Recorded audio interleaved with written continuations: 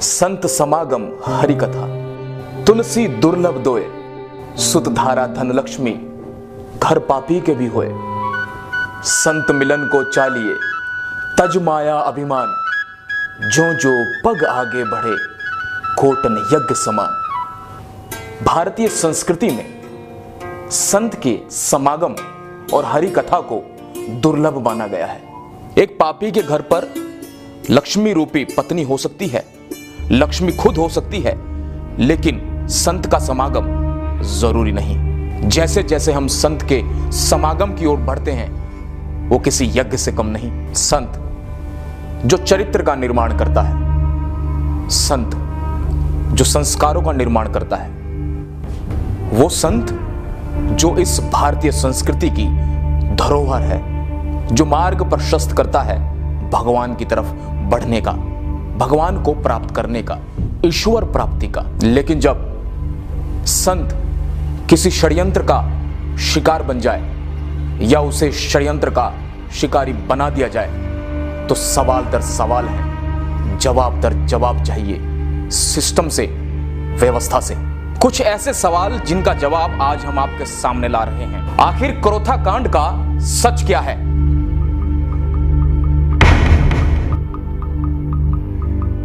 संत रामपाल और उनके अनुयायियों पर कराए गए हमले का मास्टरमाइंड कौन था?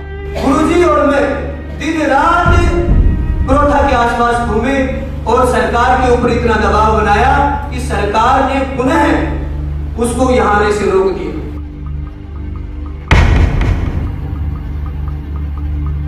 सतलोक आश्रम पर हमला होता रहा और पुलिस क्यों सिर्फ देखती रही?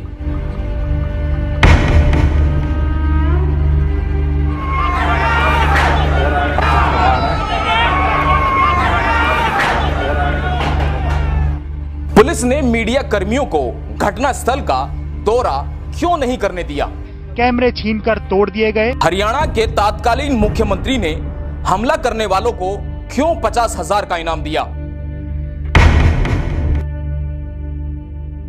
इसके विपरीत आश्रम के निर्दोष लोगों को जेल में क्यों डाल दिया गया?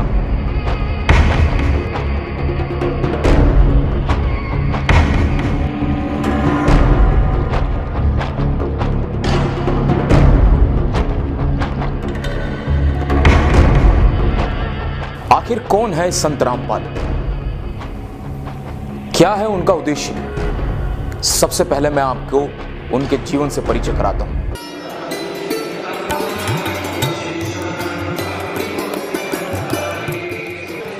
आधुनिक संतों में जन्मे कबीरपंथी संत रामपाल का जन्म आज से 65 साल पहले 8 सितंबर 1951 को गांव धनाना, जिला रोहतक, हरियाणा में हुआ।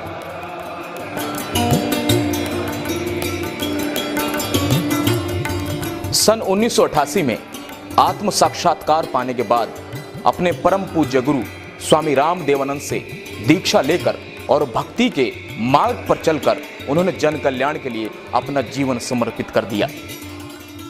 उन्हें सन 1993 को सत्संग और सन 1994 को नामदान करने की अनुमति अपने गुरु से प्राप्त हुई।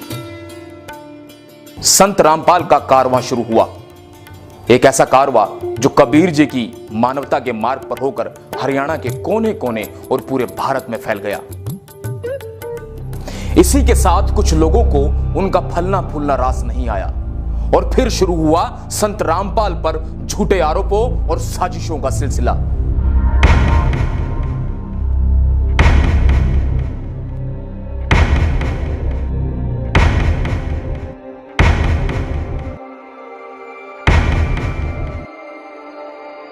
और आगे जो है, आगे भी विचार हमारे दृढ़ निश्चय है, इसी प्रकार की कोई आने चाहिए। रामपाल दास कोई संस्था नहीं है, रामपाल दास एक व्यक्ति है और आर्य समाज वो संस्था है जिसमें व्यक्ति बहुत छोटी चीज है। हमें मीडिया के माध्यम से यही सुनने को मिलता था कि संत रामपाल जी ने महर्षि दयानंद द्वारा लिखित पुस्तक सत्यार्थ प्रकाश पर टीका टिप्पणी की, लेकिन आज तक किसी भी मीडिया चैनल, अखबार या कोई ऐसा शख्स नहीं जिसने आपको यह बताया हो कि आखिर वो आपत्तिजनक टिप्पणी क्या थी। आज हम आपको बताते हैं कि वो आपत्तिजनक टिप्पणियां क्या थी। दार्शनिक चतुर्थ उल्लास में एक ऑब्जेक्शन किया है, आपत्ति व्यक्त की है कि स्वामी दयानंद जी ने विवाह का उत्तम समय लिखा है 24 वर्ष की लड़की 48 वर्ष के पुरुष का जोड़ा सही है। दास ने ऑब्जेक्शन किया कि ये ना कभी हुआ ना हो सकता, ये कभी संभव था ना है, तो ये गलत विचार हैं दान जी के, ये बिल्कुल मान्य नहीं है। गर्भ धारण करते ही पुरुष अपने वैसे चला जाता है और वह एकली बालक पाले, ये तो जो है ना पाप है। दानंद जी कहता है कि फिर तो विवाह भी पाप है। अरे तेरा गजब हो, ये कहाँ थे विवाह और कहाँ ये दुष्कर्म। इन्होंने किसी कल्याण से कुछ लेना देना नहीं, इन्होंने तो सत्यार्थ प्रकाश और दानंद चाहिए बस। इस सत्यार्थ प्रकाश को पढ़ के आग लग जाए समाज में, इतने गंदे विचार लिख रखे, ऐसे पशु जैसे कर्म का समर्थन कर रखा है नियोग का। और फिर क्या लिखा है, कहते पुनर्विवाह नहीं करना विधवा का। प्रश्न है विवाह का समय और प्रकार कौन सा अच्छा है। 24 वर्ष की स्त्री और 48 वर्ष के पुरुष का विवाह उत्तम है। पहले ये दिखाते हैं इसी सत्यार्थ प्रकाश के समोल्लास नंबर 7 में, देख कैसा कलाबाजी है दयानंद की। प्रश्न किसी ने करा कि ईश्वर साकार है व निराकार, उत्तर महर्षि का निराकार। ठीक है, अगले ही पृष्ठ पे प्रश्नकर्ता कहता है क्या स्तुति आदि करने से ईश्वर अपना नियम छोड़ स्तुति प्रार्थना करने वाले का पाप छुड़वा देगा। महर्षि दयानंद कहते नहीं। तो प्रश्नकर्ता कहता फिर स्तुति प्रार्थना किस लिए करें, क्यों करना। उत्तर महर्षि दयानंद का उनके करने का फल अन्य ही है। प्रश्नकर्ता कहता है फिर क्या है। महर्षि दयानंद उत्तर देता है स्तुति से ईश्वर में प्रीति, उसके गुण कर्म स्वभाव से अपने गुण कर्म स्वभाव का सुधरना, प्रार्थना से निरभिमानता उत्साह और सहायता मिलना, और उपासना से परब्रह्म से मेल और उसका साक्षात्कार होना।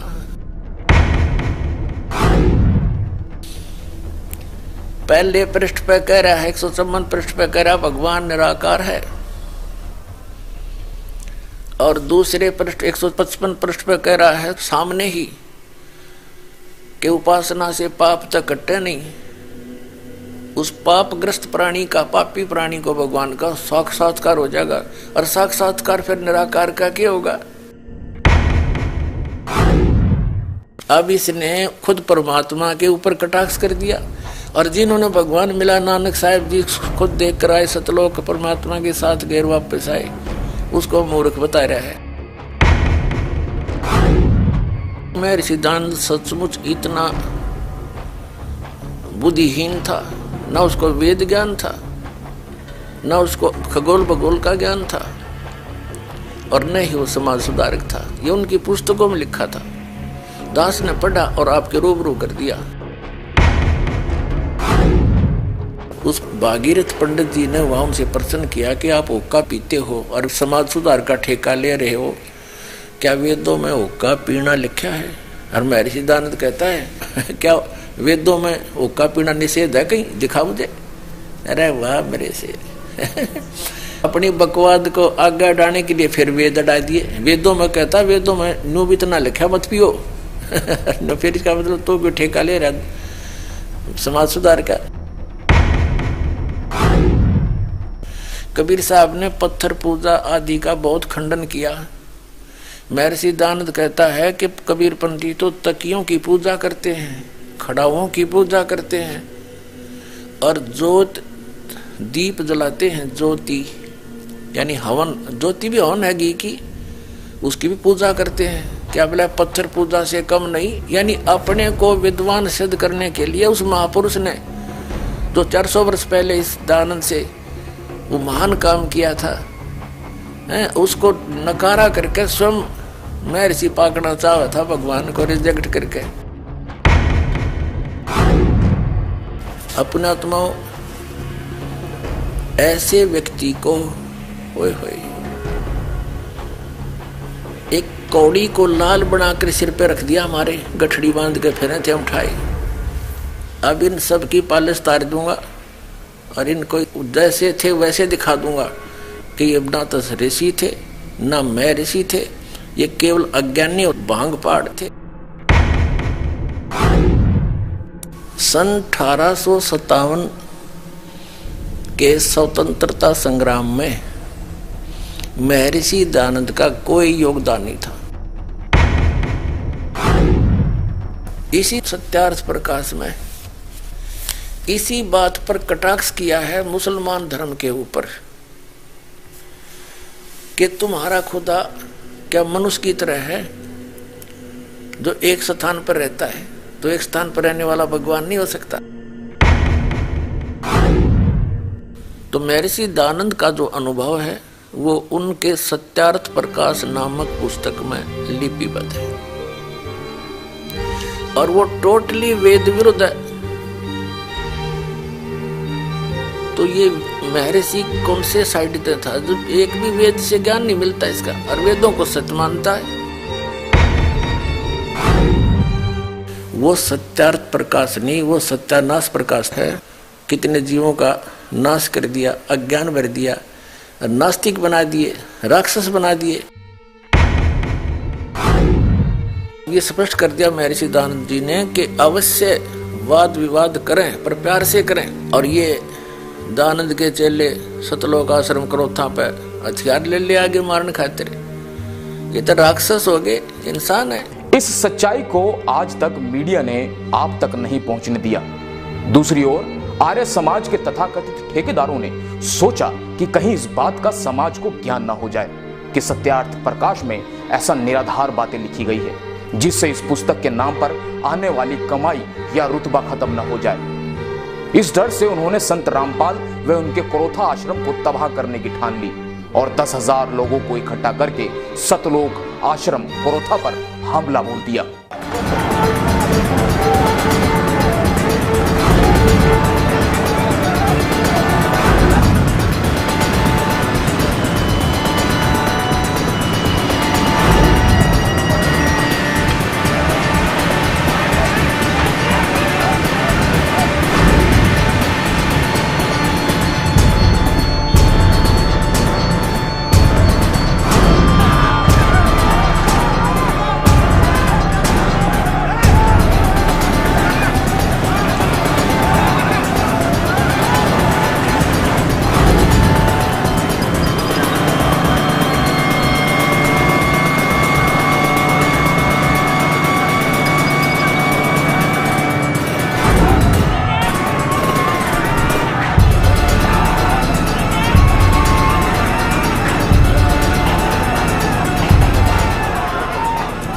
अब आपको दिखाते हैं किस तरह से सतलोक आश्रम पर कब्जा किया है और पुलिस मूक दर्शक बनकर अभी भी देख रही है।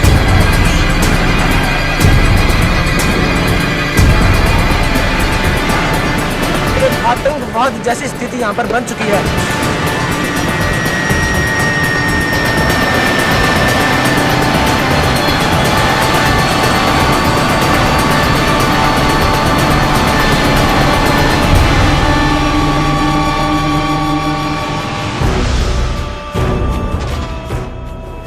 इस संत के ज्ञान का उत्तर ज्ञान से न देकर लाठी व बंदूकों से दिया गया।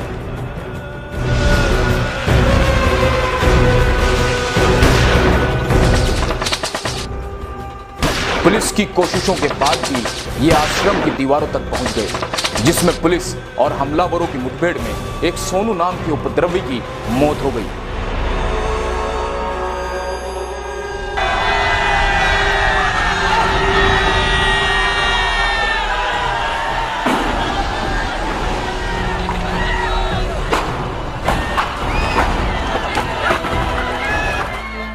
अब आश्चर्य की बात यह है कि जिसके घर पर या आश्रम पर हमला किया जाए उसी को जेल में डाल दिया जाए और जिस व्यक्ति की मौत हुई उसका कसूरवार भी संत रामपाल जी को बना दिया जाए और सतलोक आश्रम क्रोथा को सील कर दिया जाए।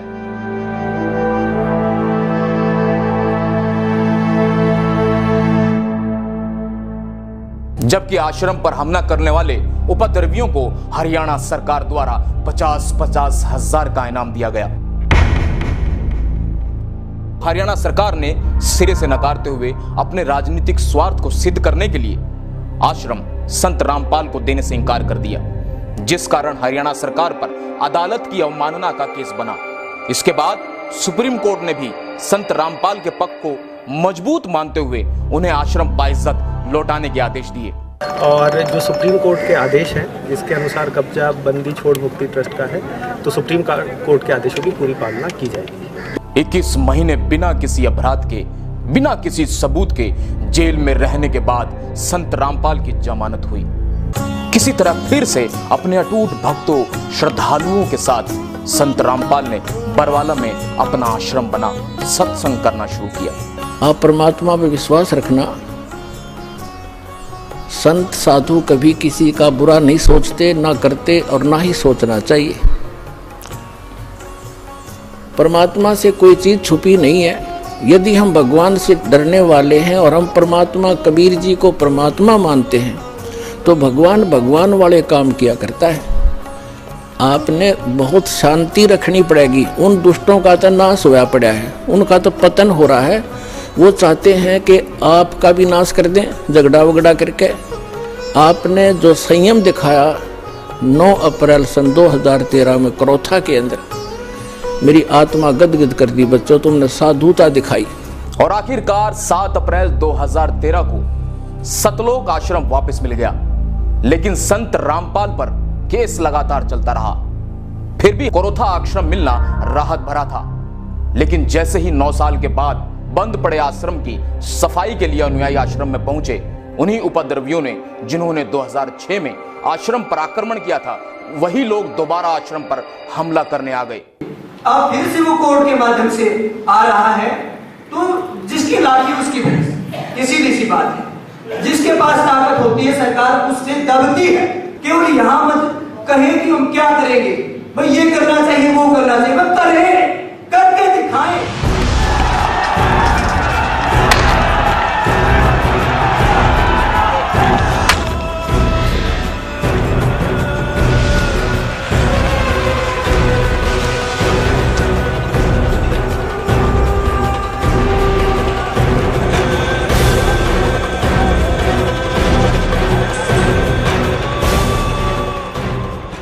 चाहता हूं कि कोई अपने आप को आर्य समाजी कहने लग जाए, इससे वो आर्य समाज के लोग नहीं हो जाते। यदि उनके वाणी और चरित्र में वो बात नहीं है तो मैं उनको आर्य समाजी नहीं मानता। जिस प्रकार की भड़काऊ भाषा बोल रहे हैं, जिस तरह का भड़काऊ काम वो कर रहे हैं, कानून अपने हाथ में लेकर, और सरकार के लिए एक धर्म संकट पैदा कर रहे हैं। सरकार क्या करे? सुप्रीम कोर्ट का आदेश आया तब जाकर के उन्होंने कहा आप ले लीजिए आश्रम। लेकिन जो राज्य सरकार या कोई केंद्र की सरकार यदि ये कहती है कि हम सुप्रीम कोर्ट के आदेश का पालन नहीं करा सकते, उसको सत्ता पर रहने का कोई अधिकार नहीं। आपने संत रामपाल को हमेशा विवादों में घिरा पाया है। विवाद करना और विवादों से घिरना दोनों ही अलग चीजें हैं। आइए आपको समझाते हैं। सबसे पहले प्रश्न उठता है कि आखिर संत रामपाल के साथ विवाद क्यों? तारीख 18 नवंबर 2014 का वो काला दिन जिसने पूरे हिंदुस्तान को ही नहीं विश्व को ये सोचने पर मजबूर कर दिया कि आखिर एक बीमार संत को गिरफ्तार करना इतना जरूरी क्यों हो गया कि 40,000 से ज्यादा जवान उन्हें गिरफ्तार करने पहुंच गए। क्या एक संत को मेडिकल रिपोर्ट देने के बावजूद कुछ दिन की मोहलत नहीं दी जानी चाहिए थी? जबकि सब जानते थे कि रामपाल लगातार 8 साल से सैकड़ों बार अदालत में आए हैं। कई बार उनकी हाजिरी माफ भी हुई, लेकिन अब की बार ऐसा क्या हुआ कि सारा सिस्टम ही संत के खिलाफ खड़ा हो गया? आखिर क्या किया संत रामपाल ने? आखिर क्या किया राष्ट्रीय समाज समिति ने? उन्होंने मांग की थी कि जजों की जवाबदेही तय हो, हिंदुस्तान में चल रहे सभी अदालती मामलों की वीडियो रिकॉर्डिंग हो, उनके ऊपर लगे सभी आरोपों की सीबीआई से जांच हो। राष्ट्रीय समाज सेवा समिति ने अपने साथ हो रहे 8 साल के अत्याचारों का सारा खुलासा किया उन 3 किताबों के द्वारा जिनके नाम थे न्याय की गिरती गरिमा, सच बनाम झूठ, भ्रष्ट जज कुमार्ग पर, जिसमें हिंदुस्तान की न्याय व्यवस्था को तार तार करने वाले कुछ काले चेहरे शामिल थे। मीडिया में प्रचारित किया गया कि संत ने अपनी एक फौज तैयार की है, कमांडो तैयार किए हैं, जबकि यह सरासर झूठ था। आज तक एक भी ऐसा प्रमाण नहीं मिला सरकार को जिससे कि यह सिद्ध हो सके, जबकि सरकार ने निर्दोष उन लोगों को कमांडो का नाम देकर जेल में डाल दिया जो किसान थे, मजदूर थे, विद्यार्थी थे, जो अपने ऊपर किए जा रहे अत्याचार के विरोध में काले कपड़े पहने हुए थे, हाथों में सफेद झंडे लिए हुए थे। उन निर्दोष लोगों को सरकार ने कमांडो फोर्स का नाम देकर जेल में डाल दिया और अंग्रेजों से भी बदतर सलूक किया। क्या करते थे पहले? खेती करते हैं, डंडे लिए हैं, अपने कपड़े काले कपड़े पहने, क्या मकसद है इसका? इसका तो कोई मकसद नहीं, इसमें क्या कपड़े तो कैसे भी हो, उसमें कोई वो नहीं इसका। और रही डंडे और झंडे की बात, झंडे तो कोई भी उठा सकता है, इसमें कहीं पे भी जाओगे वहाँ भी झंडे, इसका मतलब वो नहीं है कि जो आप समझ रहे। तो अब हम मुद्दे पर आते हैं। दोस्तों, हम बात कर रहे हैं संत रामपाल की। जी हां, संत रामपाल। आपके मन मस्तिष्क में कुछ ऐसी छवि घूम रही होगी जिसको आपने मीडिया में देखा होगा। दोस्तों, सच मानिए, आपको सच से कोसों दूर रखा गया। आज आपको हर एक सच से हम रूबरू कराएंगे। हमने भ्रष्ट जजों की शिकायत की। क्या इस देश में भ्रष्ट जजों के खिलाफ शिकायत करने का अधिकार नहीं है? और अगर शिकायत के अधिकार को अवमानना में डाला जाता है तो क्या जिनके खिलाफ हमने शिकायत की थी उनके खिलाफ क्या एक्टिविटी की? लेकिन आपका तो इसका जवाब कौन देगा? सिर्फ एक पक्ष पे कार्रवाई करना दादागिरी है या आदेश? कानून क्या कहता है? न्यायालय को वो करना होगा जो संविधान कहता है। न्यायालय की दादागिरी नहीं चलेगी, न्यायालय को कानून से काम करना पड़ेगा। अगर आप न्यायालय जाके किसी की शिकायत करते हैं तो न्यायालय का कर्तव्य है, संविधान के तहत न्यायालय है, न्यायालय संविधान से ऊपर नहीं है। लेकिन ये मामला जो है वो तो अवमानना का मामला है, वो कोर्ट ने पेश नहीं हुए, वारंट कर दिया, ये तो अवमानना का मामला है ना। इसमें अवमानना का मामला बनाया गया है और बनाया हुआ मामला मन मर्जी का होता है, वो संविधान के तहत नहीं है। गैर कानूनी काम जज अगर करे तो वो कानून नहीं होता। आपने जज के शब्दों को कानून कैसे मान लिया? अगर एक जज गलत आदेश पारित करता है और दूसरा जज उस आदेश को रद्द करता है, इसका मतलब क्या हुआ कि जो पहले आदेश थे वो गैर कानूनी थे, और गैर कानूनी आदेशों को मानने के लिए हम बाधित नहीं हैं। पहले ये साबित करो कि जिस पक्ष की हमने शिकायत की थी उस पक्ष पर क्या कार्रवाई हुई और क्यों नहीं हुई, और हुई तो क्या हुई, उसके बारे में नहीं कोई सोचता। इतना बड़ा जनसमूह जज के खिलाफ खड़ा है, जज अपनी कुर्सी बचाने के लिए हमारा शोषण करना चाहते हैं, हमें दबाव में डालना चाहते हैं। ऐसे क्यों दबाव में आ जाएंगे हम? क्या हम संविधान नहीं जानते, या संविधान जो जजों की बपोती है वो जो बोलेंगे वो कानून नहीं है? अखबार में और जज में डिफरेंस है। लेकिन बाबा रामपाल पर तो पहले से भी बहुत सारे मुकदमे हैं, तो क्या फर्क पड़ता है? मुकदमा झूठा कोई भी कर सकता है। मैं आपकी शिकायत कर दूं, आप मुझे अपहरण कर रहे हो, मुकदमा हो गया, वो प्रूव होगा तभी तो बात है। आरोपी व्यक्ति को आप मुलजिम नहीं कह सकते, आरोपी हैं। आरोप तो किसी में भी हो सकता है। आरोप का मतलब क्या है? झूठे मुकदमे हमेशा उस व्यक्ति पर लगाए जाते हैं जो सिस्टम को जानने की कोशिश करता है, बताने की कोशिश करता है। आप भ्रष्टाचार को खत्म करने की कोशिश करो, क्या होगा आपके साथ? आपके ऊपर झूठे मुकदमे होंगे। वही सच्चाई को ऊपर लाने के मेरे गुरुजी ने हमेशा पहल की है, और उस पहल के तहत कुछ मुकदमे दर्ज हो गए तो उससे मेरे गुरुजी आरोपी थोड़ा हो गए। साथियों, ये किसी एक व्यक्ति का काम नहीं, ये गठजोड़ है भ्रष्ट नेताओं का, नौकरशाहों का, अफसरों का, जुडिशरी और मीडिया का। झूठ को इस कदर पेश किया जाता है कि हम उस पर विश्वास करने लगते हैं। आम आदमी इस झूठ को पकड़ नहीं पाता है। होता क्या है कि हम जो गलत है उस पर विश्वास कर लेते हैं और जो सच्चाई है उस पर पर्दा डाल दिया जाता है। जूनियर एडवोकेट आते हैं, हमारे गाड़ी के चालक आते हैं, उनको भी उठा के बाहर से ले जाके बंद कर दिया जाता है, चौकी में बैठा दिया जाता है। हरियाणा पुलिस किस तरह से पूरी तरह से बाइस्ड है, जिसे यही नहीं पता किसको गिरफ्तार कर रहे हैं, क्यों कर रहे हैं, बिना कारण के उठाया बंद कर दिया, उठाया बंद कर दिया।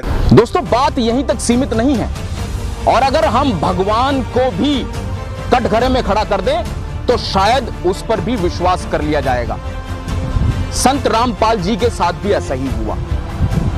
उन्होंने राष्ट्रीय चरित्र का निर्माण किया और हमने उन पर क्या दिया ये आप समझ सकते हैं। उन्होंने सामाजिक कुरीतियों के खिलाफ आवाज उठाई और हमने क्या दिया ये भी आप समझ सकते हैं। उन्होंने सामाजिक विसंगतियों को दूर करना चाहा और उन्हें क्या मिला ये आपसे छुपा नहीं है।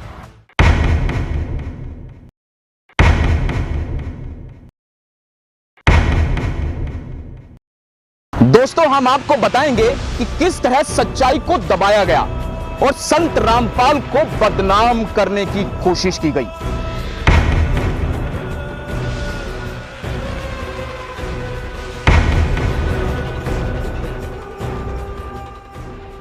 वो अपने आश्रम में हैं, उनका क्या ईगो, उन्होंने कह रखा जैसे स्वस्थ होऊंगा पेश हो जाएंगे।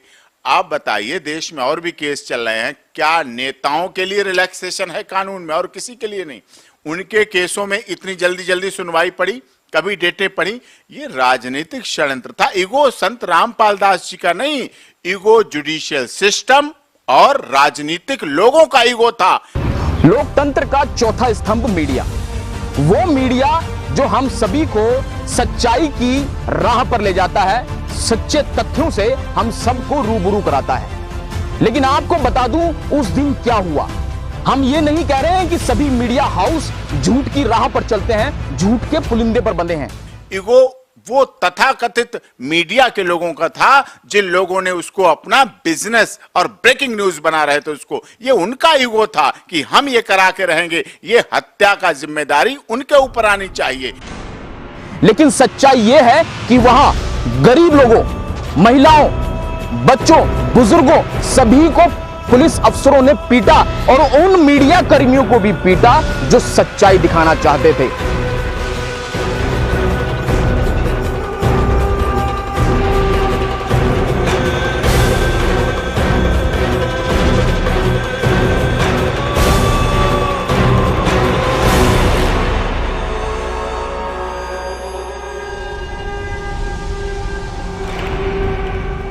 संत रामपाल के अनुयायी चाहते थे कि वह अस्वस्थ हालत में गिरफ्तारी ना दें, लेकिन संत रामपाल को भारतीय कानून और संविधान पर पूरा विश्वास था।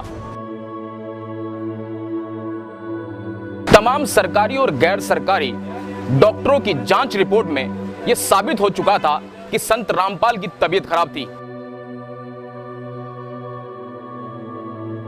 दरअसल उस दिन संत रामपाल अस्वस्थ थे, स्वास्थ्य ठीक नहीं था।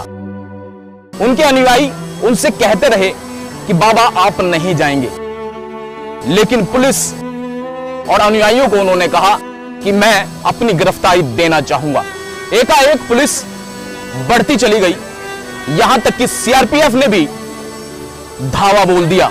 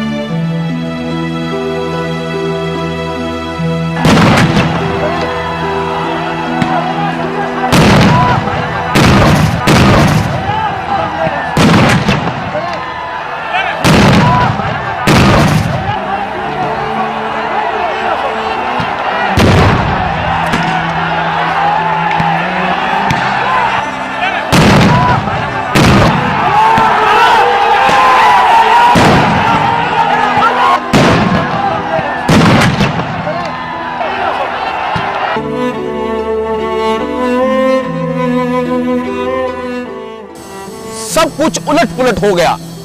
बच्चे, बुजुर्ग, यहां तक कि महिलाओं को खींच खींच कर बाहर लाकर मारा गया, पीटा गया।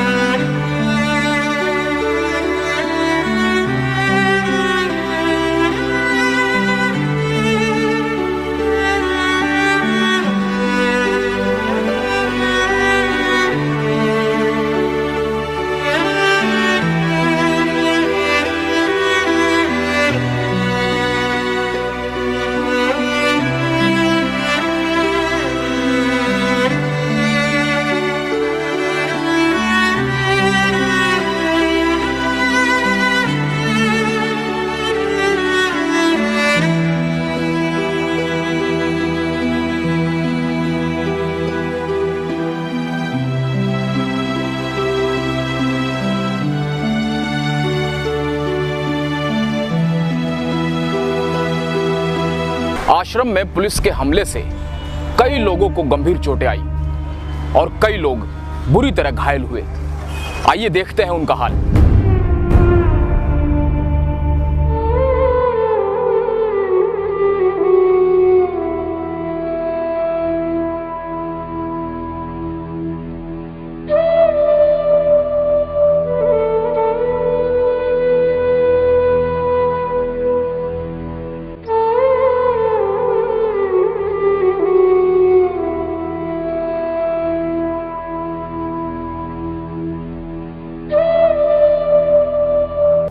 अब मैं आपको उन लोगों से मिलवाता हूं जिन्होंने अपनों को खोया, रूबरू कराता हूं उस दिन की हकीकत से।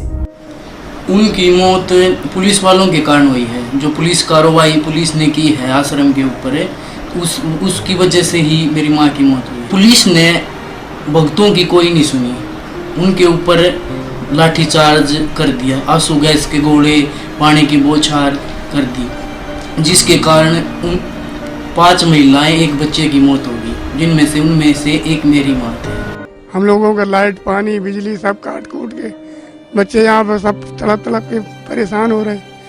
यहाँ पर कोई व्यवस्था नहीं, यहाँ पर मार मार के लट माइयों को गिरा के मारा। उसके बाद अब एम्बुलेंस भी नहीं आने दे रहे कि हम कहाँ ट्रीटमेंट करवाऊँ, क्या करवाऊँ, दम तोड़ दिए। पुलिस वाले आए, उन्होंने आंसू गैस के ऐसे जहरीले गोले छोड़े जिससे इनकी मृत्यु हो गई और हमने हाथ पैर जोड़े, बेहसे मत करो। बच्चों को बुरी तरीके से फेंका गया, पीटा गया, बहनों को बुरी तरीके से मारा गया। बच्चे, छोटे छोटे बच्चे और माइयाँ तड़प रही थी और दम घुट रहे थे उनके हम हाथ जोड़ते रहे, लेकिन उन्होंने कुछ नहीं सुनी हमारी। आखिर कौन है उन 5 निर्दोष बेगुनाह लोगों की मौत का गुनहगार? क्यों उनके साथ इस तरह बदतर व्यवहार किया गया जैसा लोग जानवरों के साथ भी नहीं करते हैं? ऐसा लग रहा था मानो अंग्रेजों की सरकार है, अंग्रेजों का कानून और अंग्रेजों की ही पुलिस। वो नृशंस हत्या ही कही जाएगी। क्यों अब तक भ्रष्ट अफसरों, वकीलों और जजों को कटघरे में खड़ा नहीं किया गया?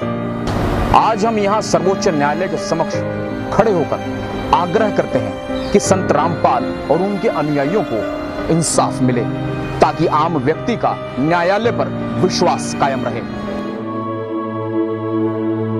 इस वक्त हम हैं दिल्ली के जंतर मंतर पर, जहां संत रामपाल के ये अनुयायी पिछले 2 साल से मीडिया, सरकार और अदालत से इंसाफ की गुहार लगाए हुए बैठे हैं। मैं 2 साल से जंतर मंतर पे बैठे हुए हैं और हमारा सरकार से यही अनुरोध है कि संत रामपाल जी महाराज पे जितने भी झूठे केस बनाए गए हैं उन सब की सीबीआई जांच होनी चाहिए। हम चाहते हैं कि इस केस की सीबीआई या एसआईटी से जांच करवाई जाए। We want justice, we want to live in peace. दिलचस्प तथ्य यह है कि खुद संत रामपाल ये चाहते हैं कि उन पर लगे हुए आरोपों की सीबीआई जांच हो, ताकि दूध का दूध और पानी का पानी हो जाए। इस दौरान रामपाल ने पुलिस प्रशासन पर झूठे मामले दर्ज कर उन्हें फंसाने का आरोप लगाया। रामपाल ने कहा कि उन पर बनाए गए सभी मुकदमे झूठे हैं और बेवजह तंग किया जा रहा है। वहीं रामपाल ने पूरे प्रकरण की सीबीआई से जांच कराने की मांग की है। वो सब झूठे बकवास है, इनकी मनगढ़ंत कहानियां हैं। समय आने दे, देखेंगे इनको। क्या आप सीबीआई जांच की मांग कर रहे मामले में? बिल्कुल करते हैं। सारे मामले झूठे, पहले झूठे बाद में झूठे कर दिए इन्होंने। देश करो, ऐसी नेक आत्मा जो बीड़ी चल पीते और उन पर देश करो, मामला गलत है, होगा सब गलत। हम संत रामपाल जी महाराज जी के शिष्य हैं और हमारे गुरुजी के ऊपर देशद्रोह का आरोप लगा हुआ है। फिर भी हमारे गुरुजी सीबीआई जांच की मांग कर रहे हैं। यदि फिर भी सरकार हमारे गुरुजी की सीबीआई जांच नहीं कराती है तो इससे साफ स्पष्ट है कि सरकार संदेह के घेरे में है और इससे सरकार की कार्यप्रणाली पर प्रश्न चिन्ह उठता है। मैं आपसे जानना चाहता हूं कि आपकी नजर में, संविधान और कानून की नजर में देशद्रोह कौन है और कौन है देशद्रोही। तो मैं आपको बता दूं कि भ्रष्ट नेताओं, जुडिशरी और अफसरों की नजर में देशद्रोही वो है जो सुदूर किसी गांव में रोटी बनाते हुए चूल्हे पर अपने सपनों को स्वाहा कर देती है। देशद्रोही वो है जो धरती का सीना चीर पूरे मुल्क का पेट भरता है। देशद्रोही वो है जो दूर किसी बॉर्डर पर अपना वर्चस्व, अपना सब कुछ देश के नाम पर न्योछावर कर देता है। अगर ये देशद्रोही हैं तो हम भी देशद्रोही हैं। अगर ये देशद्रोही हैं तो आप भी देशद्रोही हैं। और अगर ये देशद्रोही हैं तो बाबा रामपाल जी भी देशद्रोही हैं। तो लटका दीजिए उनको फांसी पर। राजपथ, जहां पर लोकतंत्र का जलसा होता है, ये वो स्थान है जहां से लोकतंत्र का बीजारोपण होता है और पूरे मुल्क को चलाया जाता है, प्रजातंत्र को सुरक्षित किया जाता है। लेकिन जब कोई जरूरतमंद या किसी व्यक्ति पर आरोप लग जाए तो शायद ये लोकतंत्र सुनता नहीं है। हर उस व्यक्ति को जो समाज की कुरीतियों को उजागर करना चाहता है, राष्ट्रीय चरित्र का निर्माण करना चाहता है या सामाजिक उन्मूलन का कार्य करना चाहता है, उसकी आवाज शायद दबा दी जाती है। आखिर में कुछ सवाल हैं मीडिया से, सरकार से और न्यायालयों से कि संत रामपाल और उनके अनुयायियों को जमानत नहीं मिलनी चाहिए। एफआईआर नंबर 426 और 427 रजिस्टर्ड हुई, उसमें देशद्रोह का कोई नाम नहीं था, केवल ये था बंधक बना रखा जो आपने कहा। पुलिस ने उसी से स्टोरी बनाई, लेकिन उस एफआईआर की जो पर्चा कटता है उसमें ही पुलिस लिख रही है धाराएं 121, 122 जो देशद्रोह की धाराएं हैं उस 426 एफआईआर में लिखी जा रही हैं, जबकि 18 तारीख भी नहीं थी उस दिन, ना ये घटना हुई, ना कोई देशद्रोह की बात थी, ना कोई किसी तरह की बात थी, उसमें ही लिख दी। इसका मतलब है पूरा प्लान्ड तरीके से, पूरे तरीके से एक सीक्वेंस में 426, 427, 428, 429, 430 सारी एफआईआर एक सीक्वेंस में काटी गई। सब आपके सामने है। मेरी तरह आपकी आंखें भी भर आई होगी। जुल्म सितम का एक एक लम्हा आपके सामने पूरे सबूत, गवाहों और वीडियो फुटेज के माध्यम से लेकर आए हैं। प्रत्यक्ष को प्रमाण की आवश्यकता नहीं होती। आपने सब अपनी आंखों से देखा और सुना। संत रामपाल और उनके अनुयायियों को एक साजिश के तहत फंसाया गया, यह बात साबित हो गई है। इसमें सरकार की भूमिका पर प्रश्न चिन्ह उठता है। भ्रष्ट जुडिशरी के फैसले से भ्रष्टाचार की बू आती है, क्योंकि संत रामपाल ने भ्रष्ट लोगों के खिलाफ आवाज उठाई। धर्म के नाम पर पाखंड करने वालों को बेनकाब किया, लोगों को शराब, बीड़ी, सिगरेट, मांसाहार से दूर रहने की प्रेरणा दी, भारतीय समाज में व्याप्त सभी बुराइयों और भेदभाव को दूर करने का प्रयास किया। और यही शायद उनका गुनाह है, यही जजों की नजरों में देशद्रोह है। आज भी जेलों में बंद संत रामपाल के अनुयायी बीड़ी सिगरेट को हाथ नहीं लगाते। उनका जेल में व्यवहार और आचरण देख के कोई नहीं कह सकता कि वे देश के द्रोही हैं या अपराधी।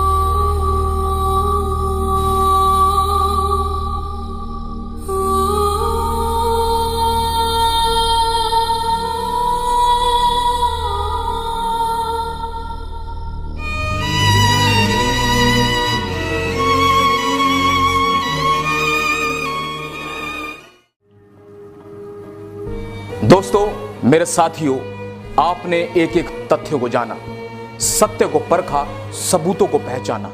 अब सवाल आप पर है कि आप कितने सही और कितने गलत को पहचान पाए हैं। हम कामयाब हुए हैं या नहीं, लेकिन सच्चाई यह है कि हमने सच्चाई को आपके सामने रखा है।